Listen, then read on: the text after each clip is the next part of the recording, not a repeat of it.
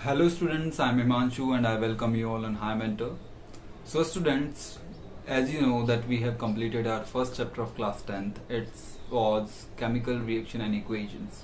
So let's move further in your science syllabus and we are going to start with a new chapter. It's acid, base and salts. So without wasting time, let's begin the chapter.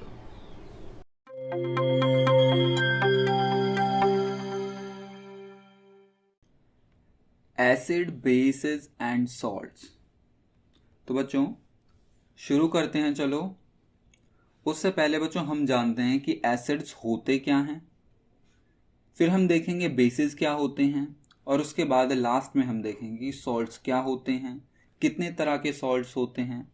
ये सब हम last में इस chapter के discuss करेंगे। ठीक है बच्चों, सबसे पहले हम देखते हैं कि एसिड होते क्या हैं। अब आप सभी को पता होगा बच्चों कि लेमन जो होता है, लेमन में सिट्रिक एसिड होता है।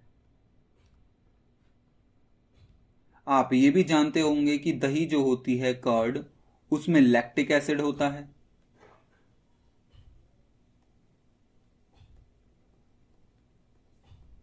लैक्टिक एसिड होता है। तो बच्चों अब आप अगर इसे ध्यान से देखें तो जो एसिड्स होते हैं, लेमन में जो सिट्रिक एसिड होता है तो वो भी खट्टा होता है, मतलब श्योर टेस्ट का होता है। अगर हम कर्ड देखें तो ये भी स्लाइटली, जो फ्रेश कर्ड होती है वो स्लाइटली खट्टी होती है, मतलब श्योर टेस्ट की होती है। ठीक है, तो हम कह सकते हैं बच्चों कि एसिड जो होते हैं वो श्योर टेस्ट के होते हैं, मतलब एसिड जो होते हैं वो खट्टे होते हैं। ठीक है, क्योंकि लेमन में भी एसिड था, कर्ड में भी एसिड था, तो हम कह सकते हैं कि एसिड जनरली श्योर टेस्ट के होते हैं, मतलब खट्टे होते हैं। ठीक है, तो ये तो हो गई बच्चों एसिड्स की बात। ठीक है, अगर हमें देखें कि HCl ये भी भाई एक तरह का एसिड है, या फिर हम देखें कि H2SO4 ये भी एक तरह का एसिड है, क्या ये भी श्योर टेस्ट के होंगे?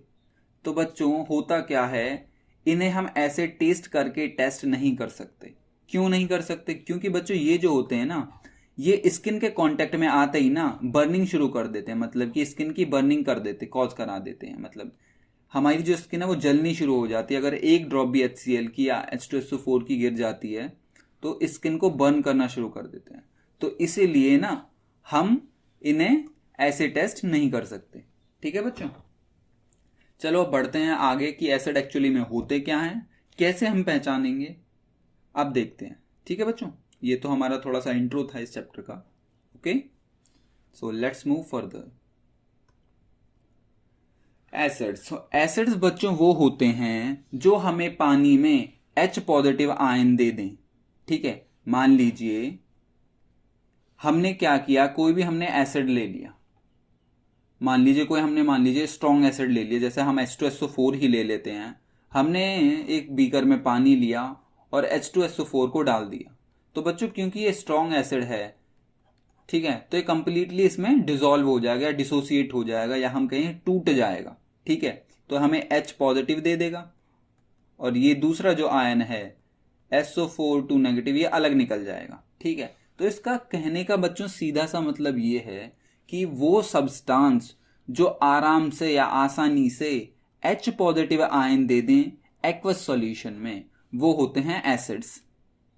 ठीक है बच्चों, एक बार फिर से देख लेते हैं कि एसिड वो सब्सटेंस होते हैं जो आसानी से H पॉजिटिव आयन रिलीज कर दें एक्वस सॉल्यूशन में। ठीक है बच्चों, ये तो हो गए हमारे एसिड्स। अब इसमें एग्जांपल देख लेते हैं HCl, H2SO4, CH3OOH और HNO3। ये होता है बच्चों हाइड्रोक्लोरिक एसिड, हाइड्रोक्लोरिक एसिड। ये होता है आपका सल्फ्यूरिक एसिड। ये होता है बच्चों एसिटिक एसिड, और ये होता है बच्चों nitric acid.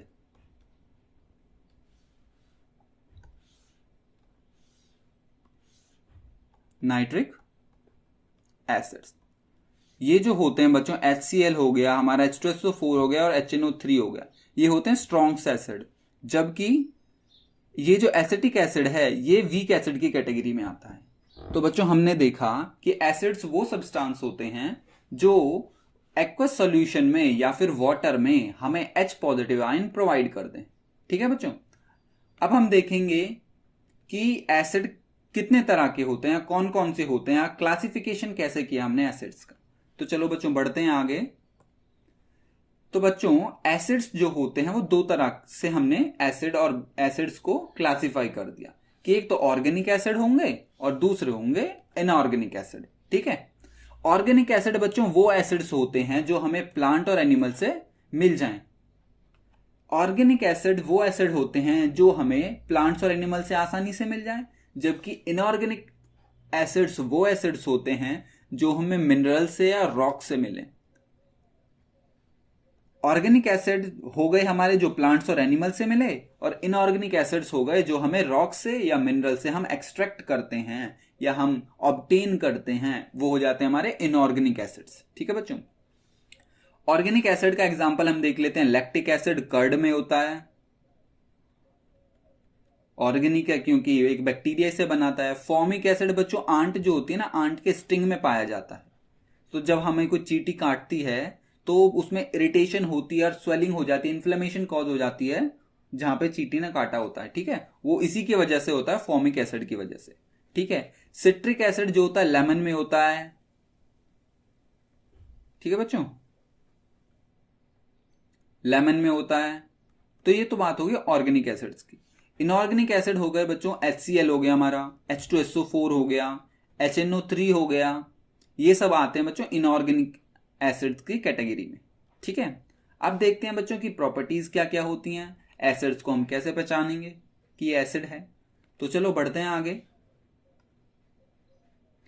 Properties of acid. Properties of acid हमने बच्चों देखा था कि एसिड जो होते हैं शॉर्ट टेस्ट के होते हैं, मतलब खट्टे होते हैं। ठीक है, जैसे लेमन था हमारा, कर्ड भी था। ठीक है, या फिर हम इमली का एग्जांपल ले लें, वो भी एक उसमें टार्ट्रिक एसिड होता है। ठीक है, टोमेटो में ऑक्सैलिक एसिड होता है, वो भी शॉर्ट टेस्ट का होता है। ठीक है, तो प्रॉपर्टी ऑफ एसिड में पहला पॉइंट आ गया हमारा कि एसिड्स जो होते हैं शॉर्ट टेस्ट के होते हैं। दूसरा पॉइंट आ गया कि जब इन्हें वाटर में डिसॉल्व किया जाता है एसिड्स को, तो ये हमें H पॉजिटिव आयन प्रोवाइड करते हैं। ठीक है, ये हमने देखा था कि एसिड्स की डेफिनेशन में कि वो सब्सटेंस जो H पॉजिटिव प्रोवाइड कर दें हमें या H पॉजिटिव रिलीज कर दें वाटर के अंदर, वो एसिड्स होते हैं। तो यहां पे भी वही लिखा है। और हाँ बच्चों, ये जो 3 पॉइंट है, ये 3 पॉइंट आएंगे आपके इंडिकेटर्स में। इंडिकेटर्स में हम चेक करेंगे कि ये एसिड है या बेस है। तो हम इसे भी थोड़ा सा देख लेते हैं। आप सभी ने लिटमस पेपर के बारे में तो सुना होगा या देखा भी होगा कि 2 कलर के होते हैं हमारे पास, रेड लिटमस और ब्लू लिटमस। तो एसिड क्या करते हैं बच्चों, ये ब्लू लिटमस को रेड कलर में चेंज कर देते हैं। ठीक है, फिनोफ्थलीन जो होता है बच्चों, ये एक तरह का इंडिकेटर होता है। ये भी इंडिकेटर होता है, ये आर्टिफिशियल इंडिकेटर की कैटेगरी में आता है। जब हम इसे एसिड में डालते हैं ना, तो ये कोई कलर शो नहीं करता, कलरलेस होता है। ठीक है, और एक होता है मिथाइल ऑरेंज, ये भी आर्टिफिशियल इंडिकेटर होता है, ये ऑरेंज कलर का होता है बच्चों। ठीक है, और ये फिनोफ्थलीन कलरलेस था। तो जैसे ही हम मिथाइल ऑरेंज को एसिड में डालेंगे तो ये रेड कलर शो करता है।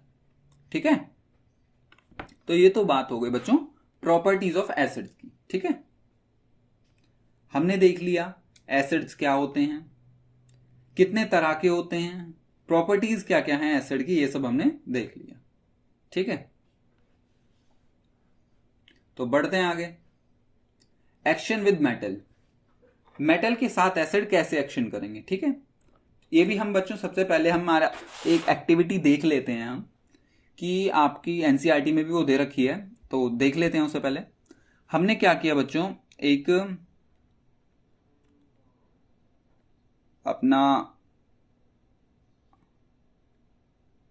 एक कोई भी हम फ्लास्क ले लेते हैं। ठीक है, इसमें हमने क्या किया, इसमें हमने जिंक डाल दिया, यानी कि जिंक के ग्रेन्यूल्स डाल दिए। ठीक है, उसके बाद हमने क्या किया, जिंक एक तरह का मेटल है, इसके अंदर हमने फिर डाल दिया H2SO4। ये हमने बच्चों डाइल्यूट करके डाला है। हम देखेंगे कि डाइल्यूशन क्या होता है, वो भी हम इस चैप्टर में देखेंगे। डाइल्यूट H2SO4 डाल दिया। तो बच्चों इसमें होगा क्या, तो इसमें एक रिएक्शन होगी जिसमें H2 gas, hydrogen gas release होगी। जब बच्चों हाइड्रोजन गैस रिलीज होती है ना, अगर हम इसके पास में कोई भी कैंडल, जली हुई कैंडल या फिर मैचस्टिक लेके जाए ना, तो ये हाइड्रोजन जो है ये पॉप साउंड करके बर्न करती है उस टाइम पे। ठीक है, तो हाइड्रोजन अगर मान लीजिए किसी भी रिएक्शन में या किसी भी हम एक्सपेरिमेंट कर रहे हैं, उसमें हाइड्रोजन गैस रिलीज होगी, तो हम उसे कैसे पता करेंगे? हम कोई भी बर्निंग कैंडल लेके उसके पास में लेके जाएंगे उस गैस के, ठीक है, जहां पे वो रिलीज हो रही है, तो वो जो हाइड्रोजन है बच्चों वो पॉप साउंड से जलना शुरू कर देगी। ठीक है, तो देखते हैं, जब भी बच्चों हम किसी भी मेटल के साथ एसिड का रिएक्शन कराते हैं तो होता क्या है, एक तो वो मेटल सॉल्ट बनाएगा और ऊपर से हाइड्रोजन गैस रिलीज होगी। ठीक है, हमने अभी एग्जांपल देखा था कि हमने जिंक लिया, H2SO4 के साथ रिएक्शन कराया। H2SO4 बच्चों सल्फ्यूरिक एसिड होता है। इस सल्फ्यूरिक एसिड को हम किंग ऑफ केमिकल्स भी बोलते हैं, इसे हम किंग ऑफ केमिकल्स भी बोलते हैं।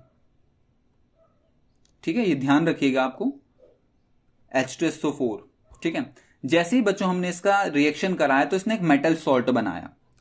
मेटल सॉल्ट क्या था? ZnSO4, zinc sulphate. ठीक है, और हाइड्रोजन गैस उसने रिलीज कर दी।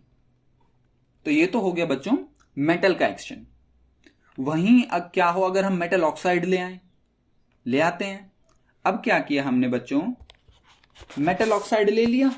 मेटल ऑक्साइड का रिएक्शन जब एसिड के साथ कराया तो वो क्या करेगा, वो एक तो सॉल्ट बनाएगा और नेक्स्ट प्रोडक्ट जो होगा वो होगा वाटर। ठीक है, अगर हम एक एक्सपेरिमेंट से इसे देखें तो हमने क्या किया, एक ले लिया कॉपर ऑक्साइड, एक हम टेस्ट ट्यूब लेते हैं, टेस्ट ट्यूब, इसमें हमने ले लिया कॉपर ऑक्साइड, CuO या क्यूपरिक ऑक्साइड भी हम इसे कहते हैं। जब ये बच्चों कॉपर ऑक्सीजन के साथ कांटेक्ट में आता है तो ये ब्लैक कलर का हो जाता है। ठीक है, और इसमें हमने ऐड कर दिया डाइल्यूट HCl। ठीक है बच्चों, जैसे ही हमने क्यूपरिक ऑक्साइड में डाइल्यूट HCl ऐड किया तो ये क्या करेगा, ये एक सॉल्ट बना लेगा जो होगा CuCl2।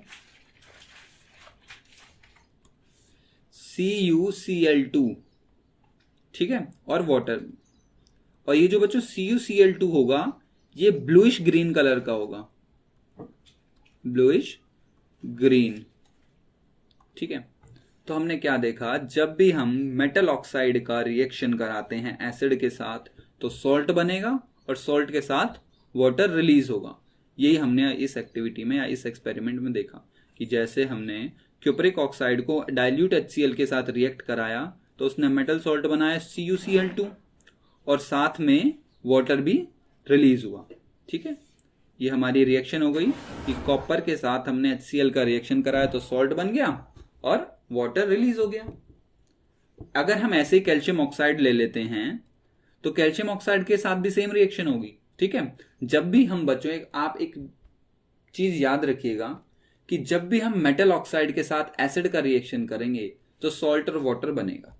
ठीक है, या अगर हाँ, सॉल्ट और वाटर बनेगा ही।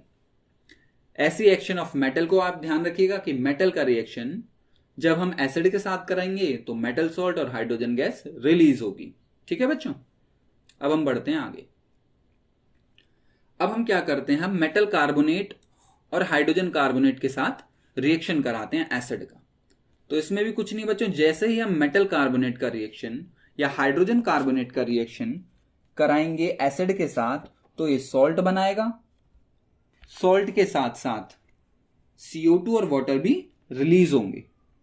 ठीक है, सॉल्ट के साथ साथ CO2 और वाटर भी रिलीज होंगे। अब हम एग्जांपल ले लेते हैं, हमने ले लिया सोडियम कार्बोनेट। ये जो बच्चों Na2CO3 है, इसको हम बोलते हैं सोडियम कार्बोनेट। जब हम सोडियम कार्बोनेट का रिएक्शन कराएंगे HCl के साथ तो ये क्या करेगा, एक तो हमारा सॉल्ट बनाएगा, तो सॉल्ट इसने बना दिया NaCl, CO2 और वाटर रिलीज हो गए। ठीक है बच्चों, अब हमने क्या देखा था कि CO2 की डिटेक्शन कैसे करेंगे हम, मतलब हमें कैसे पता चलेगा कि जो ये गैस रिलीज हो रही है वो CO2 ही है। तो हम क्या करते थे, हम लाइम वाटर से CO2 को पास कराते थे। जो ये लाइम वाटर था हमारा, जैसे ही लाइम वाटर के साथ CO2 पास करती थी तो ये लाइम वाटर मिल्की हो जाता था, टर्न मिल्की। लाइम वाटर बच्चों मैं बता देता हूं फिर से, ये कैल्शियम हाइड्रोक्साइड होता है, कैल्शियम CaOH। ठीक है, लाइम वाटर बच्चों हमारा कैल्शियम हाइड्रोक्साइड होता है। जैसे ही ये CO2 के साथ कांटेक्ट में आता है या रिएक्ट करता है तो ये मिल्की सब्सटेंस में कन्वर्ट हो जाता है। और ये जो मिल्की सब्सटेंस होता है ना, ये कुछ नहीं बच्चों, कैल्शियम कार्बोनेट होता है। ठीक है, और वाटर निकाल देता है, मतलब वाटर बना देता है। ठीक है, तो जब हमने सोडियम कार्बोनेट का रिएक्शन कराया HCl के साथ, एसिड के साथ, तो उसने सॉल्ट बना दिया, CO2 और वाटर रिलीज कर दिया। अब CO2 की हमने डिटेक्शन कैसे की, हमने क्या किया, लाइम वाटर लिया, लाइम वाटर से जो CO2 गैस रिलीज हो रही थी उसे एक बार पास करा दिया। तो अब क्या किया, CO2 ने ये कैल्शियम हाइड्रोक्साइड के साथ रिएक्ट कर गई और इसने उस लाइम वाटर का कलर कर दिया मिल्की। मिल्की का मतलब PPT बना दिया, प्रेसिपिटेट बना दिया। ठीक है, और वाटर साथ में रिलीज कर दिया।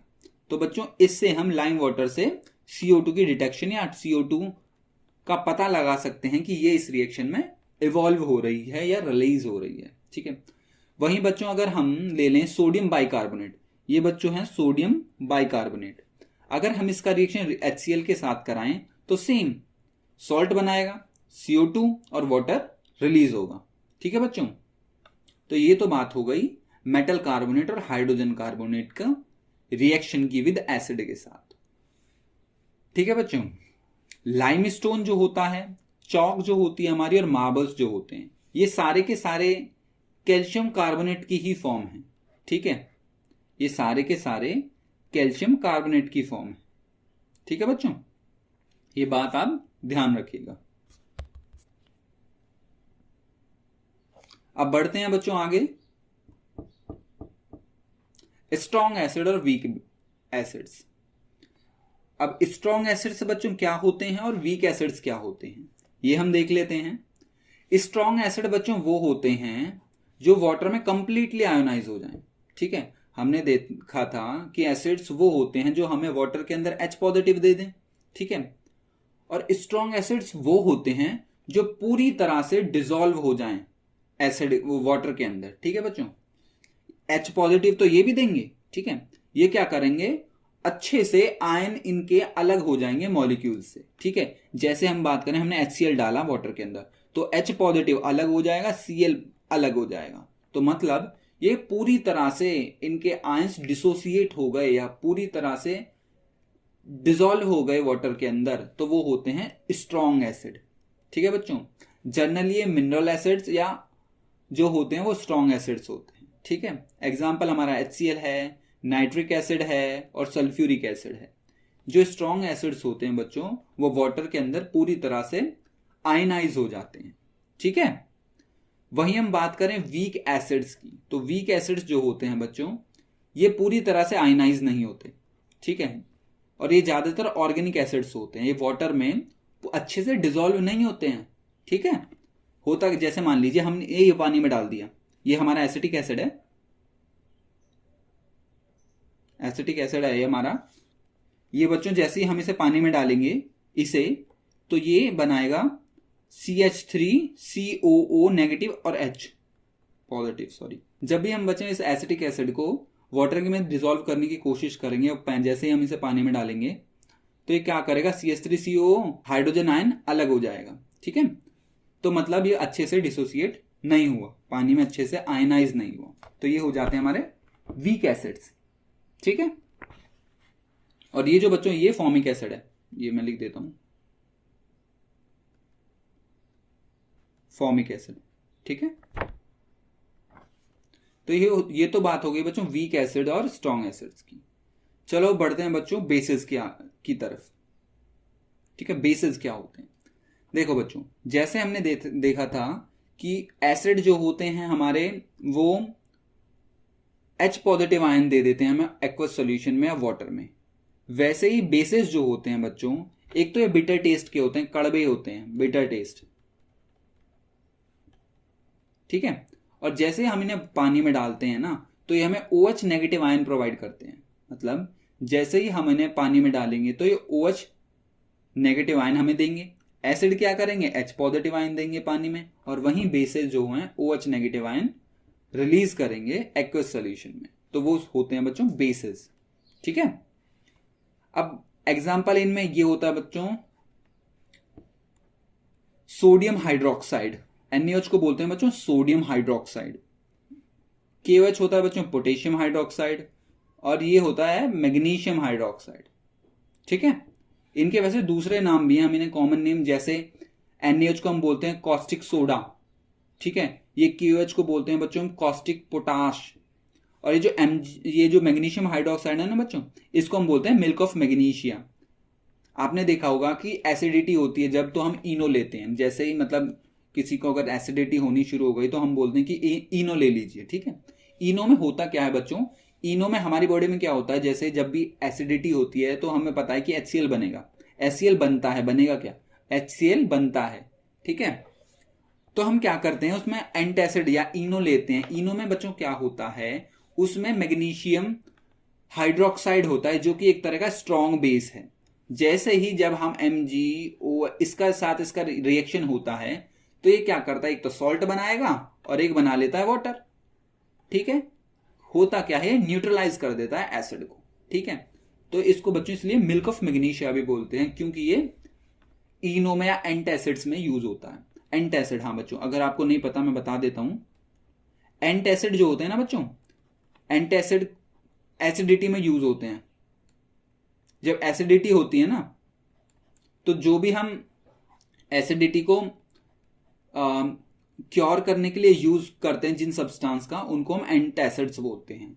इसमें जैसे मैग्नीशियम हाइड्रोक्साइड होता है, एल्यूमिनियम होता है, एल्यूमिनियम का भी एल्यूमिनियम का भी एक ऑक्साइड होता है, शायद उसे एल्यूमिनियम हाइड्रोक्साइड ही बोलते हैं, वो हम आगे देख लेंगे, मैं एक बार आपको कंफर्म करके बता दूंगा, ठीक है। या फिर हम इसमें बेकिंग सोडा भी डाल देते हैं बच्चों, एंटासिड की कैटेगरी में बेकिंग सोडा भी आता है, ठीक है। तो ये तो हो गई बच्चों हमारी बेसिस की बात, ठीक है। अब हम देखते हैं कि बेसिस की प्रॉपर्टीज क्या होती हैं, ठीक है। प्रॉपर्टीज में हमने अभी देखा था कि बेसिस जो होते हैं कड़वे होते हैं, मतलब बिटर टेस्ट के होते हैं, ठीक है। या आपने देखा होगा कि जब हम वो बाथिंग करते हैं, नहाते हैं, तो कभी कभी होता क्या है, जो साबुन होता है ना, साबुन हमारे मुंह में चला जाता है, तो हमें लगता क्या बड़ा कड़वा सा टेस्ट आता है उसका, ठीक है। वो बच्चों इसीलिए होता है क्योंकि उसमें होता है बेस, ठीक है। बेस जो होता है उसमें, जैसे वॉशिंग सोडा होता है बच्चों, वॉशिंग सोडा, उसमें वो होता है हमारा सोडियम कार्बोनेट, इसमें 10 वाटर मॉलिक्यूल भी ऐड होते हैं, ठीक है। तो ये भी होता है सोप में ज्यादातर, या फिर ये तो वॉशिंग सोडा का कैटेगरी में आ जाता है। तो सोप में भी होता क्या है, बेसेस होते हैं, बेसेस जैसे KOH होता है सोप में, हाँ ठीक है। ये तो आपके डिटर्जेंट में आ जाएगा, डिटर्जेंट की कैटेगरी में। तो सोप में KOH होता है, तो बच्चों ये एक तरह का बेस है। तो जैसे ही हम बाथिंग करते हैं तो कभी कभी जब ये सोप मुंह में चला जाए तो हमें कड़वा टेस्ट आता है। क्यों आता है, क्योंकि इसमें KOH होता है, जो बाथिंग सोप्स होते हैं, पोटेशियम हाइड्रोक्साइड होता है। तो हमने देखा कि जो बेसेस होते हैं वो बिटर टेस्ट के होते हैं, ठीक है, वो इसकी वजह से होते हैं, ठीक है। इसीलिए हमारा जो साबुन होता है ना, जब मुंह में जाने के बाद हमें कड़वा टेस्ट आता है, ठीक है। दूसरा हम देखते हैं कि जो हमारे बेसेस होते हैं वो OH नेगेटिव आयन रिलीज करते हैं जब उन्हें हम वाटर में डिसॉल्व करते हैं, ठीक है। एसिड H पॉजिटिव आयन देंगे, बेसेस हमारे वाटर में डिसॉल्व होने के बाद OH नेगेटिव आयन देंगे, ठीक है। ये इंडिकेटर्स की बात हो गई। इंडिकेटर्स में क्या होता है, जो बेसेस होते हैं वो रेड लिटमस को ब्लू में कन्वर्ट कर देते हैं, और फिनोफ्थलीन को बेसेस क्या करते हैं, पिंक कलर में कन्वर्ट कर देते हैं, और मिथाइल ऑरेंज को येलो कलर में। ये बच्चों जो इंडिकेटर है ना, ये हम इनका हमारा एक सेपरेट सेक्शन है, ये उसमें हम जाके इसे अभी देखेंगे, मतलब आगे देखेंगे। ये इंडिकेटर्स में आते हैं, ठीक है। इंडिकेटर्स वो होते हैं कि जब हम इन्हें एसिड और बेसिस में डालते हैं ना, तो हमें अलग अलग कलर देते हैं, जिसकी वजह से हमें पता लग जाता है कि ये हमारा एसिड है और ये हमारा बेस है। ठीक है, ये मैंने थोड़ा सा आपको इंडिकेटर्स के बारे में बताया, लेकिन हम इसे डिटेल में जो है बच्चों आगे देखेंगे। ठीक है, चलो अब आगे बढ़ते हैं। ठीक है, अब बच्चों मेटल के साथ क्या एक्शन करेंगे। देखो, जब भी एसिड या हो बेस, ठीक है, ये बच्चों यहाँ एसिड नहीं है, बेस होगा। ठीक है, एसिड, क्योंकि एसिड और बेस का सेम सेम होता है ना, तो ये आप इसे बेस कर लीजिएगा। ठीक है,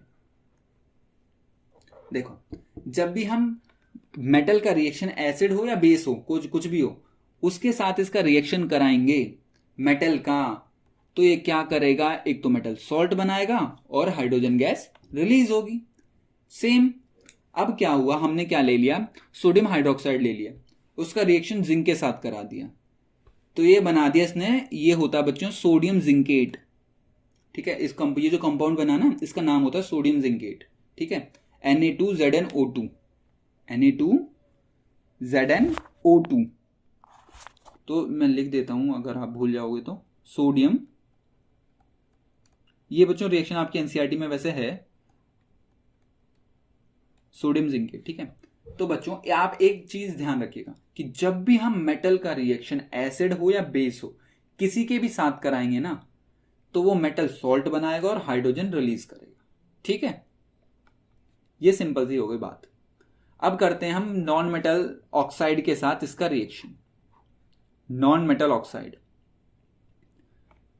नॉन मेटल ऑक्साइड में बच्चों मेटल नहीं होता इसमें। ठीक है, नॉन मेटल ऑक्साइड्स होते हैं हमारे जैसे CO2 हो गया, SO2 हो गया या SO3 हो गया। ठीक है, CO2 आपको पता है कार्बन डाइऑक्साइड होता है, ये सल्फर डाइऑक्साइड होता है, ये सल्फर ट्राइऑक्साइड होता है। ठीक है बच्चों, जो हमारे नॉन मेटल ऑक्साइड्स होते हैं बच्चों, ये हमारे एसिडिक नेचर के होते हैं।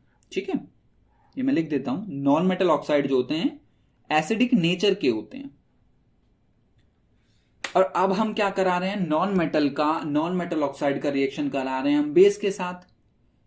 तो आपको बच्चों पता होगा कि जब भी हम एसिड और बेस का रिएक्शन कराते हैं तो सॉल्ट और वाटर रिलीज होगा।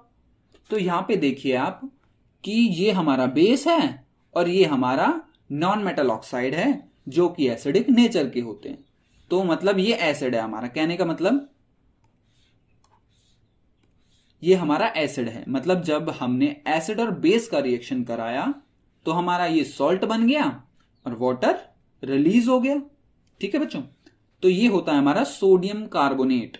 ये बच्चों वॉशिंग सोडा भी होते हैं, जो हमारा निरमा होता है या जो सर्फेक्सल का जो पाउडर आता है या जो भी वॉशिंग पाउडर आता है उसमें ये होता है, पर लेकिन ना ये इसके साथ वाटर भी अटैच होता है उसमें, वॉशिंग सोडा में इसमें 10 मॉलिक्यूल वाटर के होते हैं, लेकिन इसमें वाटर नहीं है। ठीक है, ये मैं आपको ऐसे बता देता हूं, वो जो वॉशिंग सोडा होता है ना, वो होता है Na2CO3, होता तो यही है लेकिन उसमें 10 वाटर के मॉलिक्यूल भी अटैच होते हैं। ठीक है, ठीक है, ये तो अनहाइड्रस फॉर्म में, इसमें वाटर नहीं है। ठीक है, तो हमने देख लिया बच्चों की नॉन मेटल के ऑक्साइड के साथ क्या एक्शन होगा बेसिस का। ठीक है, अब बढ़ते हैं बच्चों आगे। हाँ, यहां पे भी सेम है, स्ट्रॉन्ग बेस और वीक बेस। स्ट्रॉन्ग बेस बच्चों वो होते हैं जो कंप्लीटली आयोनाइज हो जाएं वाटर में, मतलब अच्छे से टूट जाएं, Na पॉजिटिव OH नेगेटिव में, वो तो हो जाएंगे हमारे स्ट्रॉन्ग बेसिस। और वीक बेसिस हमारे वो होते हैं जो कंप्लीटली डिसोसिएट नहीं होते हैं, अच्छे से नहीं टूटते हैं जब हम उन्हें पानी में डालते हैं। तो जैसे हमारे अमोनियम हाइड्रोक्साइड है बच्चों, ये अमोनियम हाइड्रोक्साइड को जैसे हम पानी में डालेंगे ना तो ये बनाएगा NH4 पॉजिटिव और OH नेगेटिव, तो मतलब ये अच्छे से डिसोसिएट नहीं हुए इसके आयंस अमोनिया के। ठीक है, तो ये हो जाते हैं हमारे वीक बेसिस। स्ट्रॉन्ग बेसिस क्या हो गए, स्ट्रॉन्ग बेसिस वो हो गए जो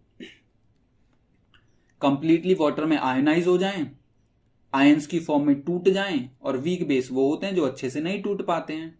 ठीक है, तो ये तो हो गई बच्चों बेसिस की बात, स्ट्रॉन्ग एसिड और स्ट्रॉन्ग बेसिस की बात।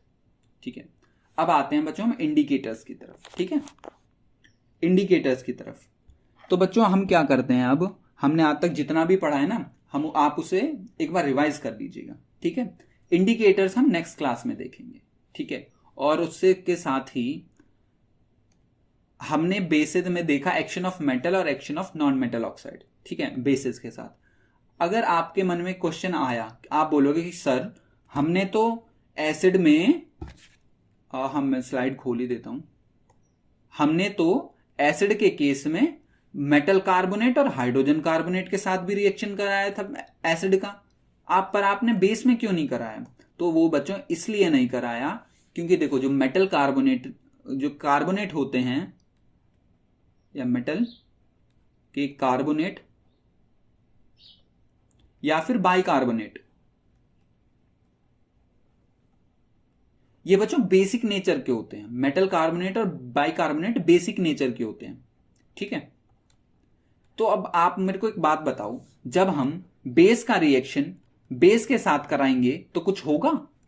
कुछ नहीं होगा, नो रिएक्शन, ठीक है। तो इसीलिए बच्चों हमने मेटल कार्बोनेट का रिएक्शन और या बाइकार्बोनेट का रिएक्शन बेसेस में नहीं कराया है, ठीक है। अगर हम इसका रिएक्शन करा भी दें तो कोई रिएक्शन होगी नहीं, ठीक है, इसीलिए हमने नहीं कराया।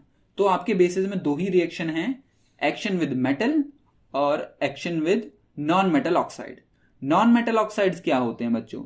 नॉन मेटल ऑक्साइड जो होते हैं वो एसिडिक नेचर के ऑक्साइड्स होते हैं, और जब ये बेस के साथ रिएक्ट करेंगे तो सॉल्ट और वाटर बनाएंगे। तो ये हमारा सॉल्ट है, ये आपको पता है ये वाटर है, ठीक है। ये मैं एक बार इसे रब कर देता हूं, ये बच्चों वॉशिंग का है, वॉशिंग पाउडर का, ये यहां पे ठीक नहीं है, ठीक है। तो बच्चों आज की क्लास के लिए इतना ही, ठीक है। अब हम मिलते हैं आपको नेक्स्ट क्लास में, इंडिकेटर्स के साथ हम आगे बढ़ेंगे। So till then bye bye, and आप अच्छे से रिवाइज कीजिएगा, ठीक है। अगर आपको कोई भी डाउट हो तो आप मुझे कमेंट में बता दीजिएगा, तो हम अगली क्लास में उस टॉपिक को फिर से एक बार देख लेंगे, ठीक है बच्चों। So see you in the next class.